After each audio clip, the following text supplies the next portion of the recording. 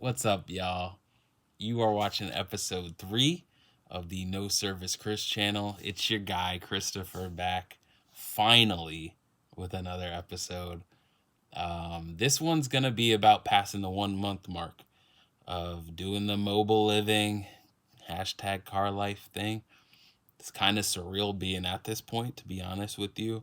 Um, like I mentioned last episode, I was really, and even the prior one, I was really nervous about, being sore and, you know, all the things that could happen, choosing to do this long term. To be clear, it is something, I have slept in my car. Like when I go travel to Utah or Arizona, like I'll stay in my car if just like I'm somewhere where like the hotels are just like super polarized, where it's like a really shitty like Motel 6 for like $40. That's like total crap. And then the next option is like a $250 like resort. Those are the times like that I will sleep in my car. I've even involuntarily done it here in Southern California before, kind of in between apartments. I was dating someone at the time that made their apartment available to me. Um, until I was able to find something temporarily, but I also would spend nights at one of my old offices at one of my old jobs. That got weird. Fortunately, I found a place shortly after, but this is the first time I've ever done the car life mobile living thing.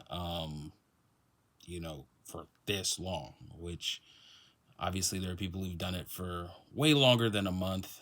Respect to them. And respect to everyone who's on day one, day 365, whatever the case may be. It's definitely been a situation that I've learned a lot from. My awareness is heightened and really weird, unexpected ways doing this. And honestly, um, the bank account ain't too bad either. So, 1 month in, just impressions, general impressions. I still feel good about the choice. Always in the back of my mind, this is something that I've been doing voluntarily. And I've always kind of had in the back of my mind, like, hey, if this isn't something you feel good about or it just gets weird, like, by all means, get an apartment. But honestly, it's really worked. I have, um, I've been cycling through, my little locations that I feel good about. I'm starting to get better at finding spots too. Like, um, yeah, it's to the point where like I feel like I'm in like a very defined place now. Like I know where I can park for the night and feel good about it. Um I'm definitely still adhering to the show up late, leave early uh MO. Like that's definitely something that's allowed me to have as much success. There have been obviously nights where, or days, mornings where I've been kind of a little sluggish about getting up or delayed or whatever the case may be. And you know so far it's worked out. To be totally honest, like I feel like I've been staying in the same general radius. Last weekend I got a hotel in the area where I was staying. So since April 1, I have gotten one Airbnb. I spent one night at an Airbnb and one night at a hotel. So, I haven't done it straight through, but I have at this point. I mean, it's May 5th. I've done it for more than a month now. And I got a hotel in the area near where I work. And so it's, I've been over here, like and I've been staying in like the same general area, which is not something you're supposed to do, but I've been doing because I've been having a lot of success, and honestly, it just feels good, and I realized that like, um, establishing a routine with this lifestyle choice is not necessarily the best thing. Like some that you have to make certain sacrifices in order to not pay rent. Because the reality is that people are going to try and criminalize you sleeping in your car, whether you're doing anything wrong or not. Like they're going to try and criminalize it and ostracize you. And so, you have to be very, aware of what's going on around you, people's patterns, people's rhythms, things like that. And I have been like that. The area that I park is residential, but it's a situation where I'm finding it's a more affluent area, and so they have a lot of plant life and a lot of barriers in between the sidewalks and the streets. And so I've started like really just like pinpointing those areas, just to give me that kind of extra cover, that natural cover, that natural barrier, so that people who may be curious, may want to look into what's happening in my vehicle, really take that option away from them, which is a shame. It shouldn't be like that, but unfortunately, it is like that. And, I need all the defenses I can get, especially doing this, long term. I'm planning on doing this for at least another 2, if not 3 more months. And so I'm planning on doing this potentially until towards the end of July. So when I move, so we'll see what happens with it. But yeah, my body feels great.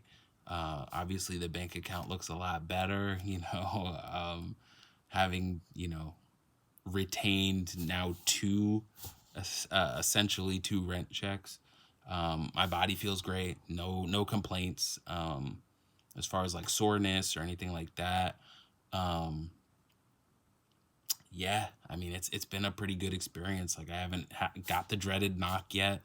There have been a couple of times. There have been like 2 or 3 times where I've kind of like people have seen me like in some stage of departing for the morning. There was even one time where I saw like someone's head kind of craned toward my window, like trying to figure out like what's going on in there. And there have been a couple other times where people kind of like craned their necks or like looked at me like as I'm driving away. And I'm trying to be more discreet about like leaving in the morning, like getting a little routine set up so where, people aren't really, um, you know, they're asleep or having their coffee or reading their paper in the morning by the time I'm getting out of there. Um, Honestly, the thing that slows me down in the morning, besides my just general sloth, is that my windows do get a little foggy. Um, and so it does take me a while to kind of be able to see enough to drive away in the morning. But um, yeah, I mean, honestly, overall, it's a minor nuisance for, the gain that I'm getting.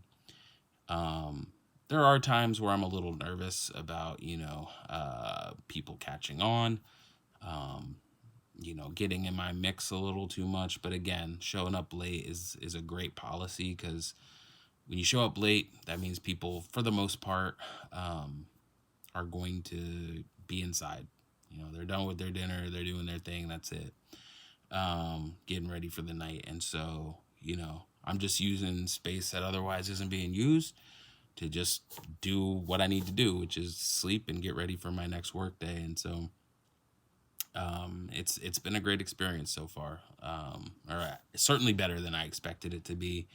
Um, I am going back to the East Coast tomorrow, and I'll be out there until the 16th. So I will not be. This is my last night of doing the kind of mobile living for the next couple days. But yeah, honestly, we're just gonna. I'm really grateful, to be kind of in the struggle somewhat.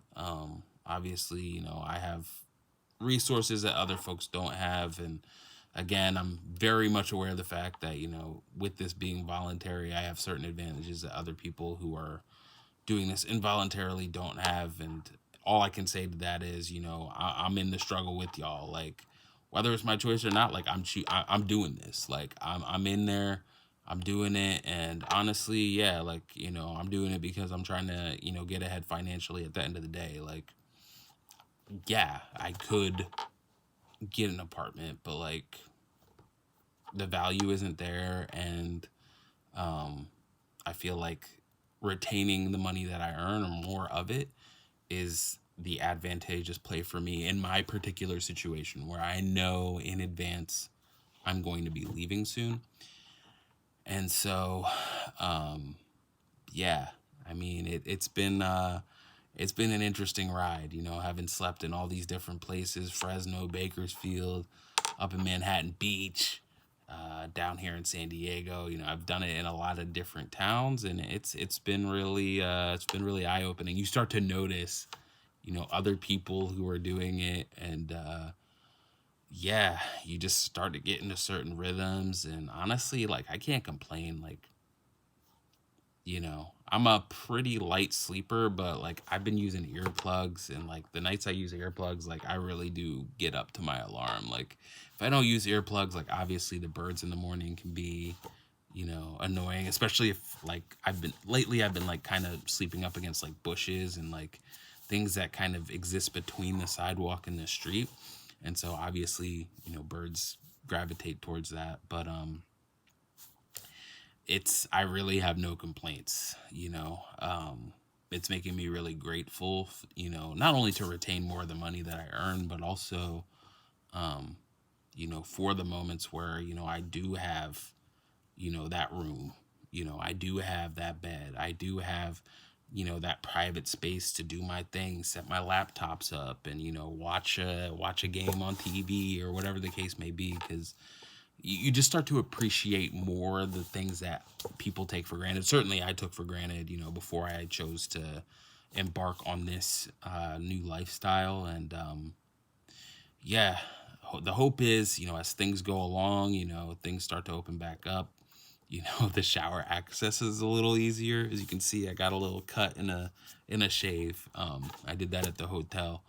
But you know, hopefully, you know, things will open up here next month in June, and I'll be able to hit showers at the gym, which will be massively helpful. Because at that point, I mean, there really is nothing else that needs to be done. For month two, I'm gonna try and eat healthier. I've been eating out a lot, not really, you know, buying things in bulk and like, you know, stuff that, you know, I can take with me in my car in the office. And so for month two, I want to eat healthier. I've started doing that. I've been tearing through these Satsuma tangerines lately. I've been really liking those. But like even with meals, like I'm noticing I don't snack as much, which I guess is a good thing. But then like because I don't snack, I'm like trying to justify to myself like going out and spending, you know, 10, 15, $20 on dinner. And it's like, dude, like the idea is we're trying to you know, retain as much of the money we're earning as possible. But I also see the flip side. You know, it's really difficult to kind of feed yourself and be healthy with it when you're on the go, and still also, you know, have the economic kind of piece stay together. And so that's just something that I'm going to focus on more in month two. Month two, also just like continuing to demonstrate gratitude for the little things.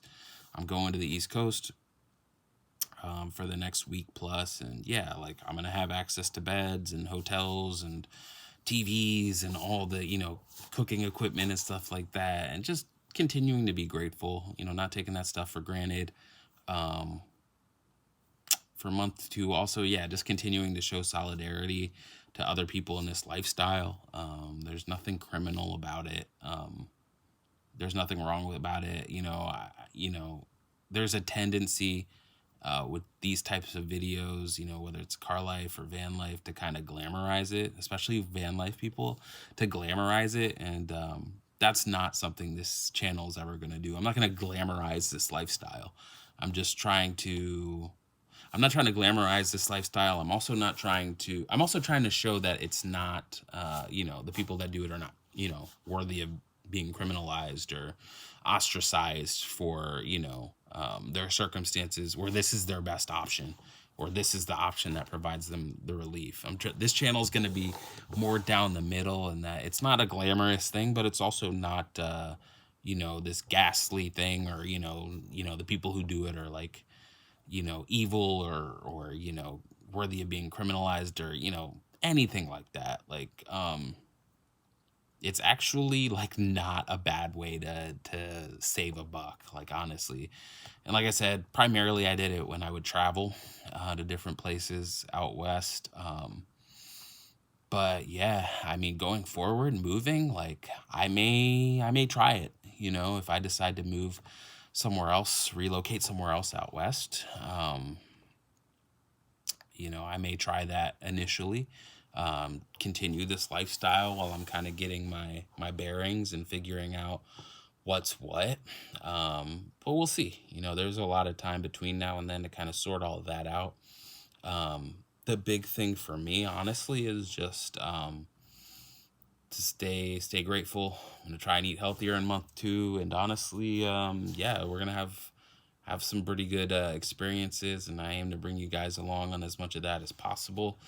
I'm gonna try and come back with one more episode tomorrow. It's gonna be a quick one, but another episode just kind of let you guys get to know me a little bit better, and that will unfold itself over the next several episodes. You'll get to know me more.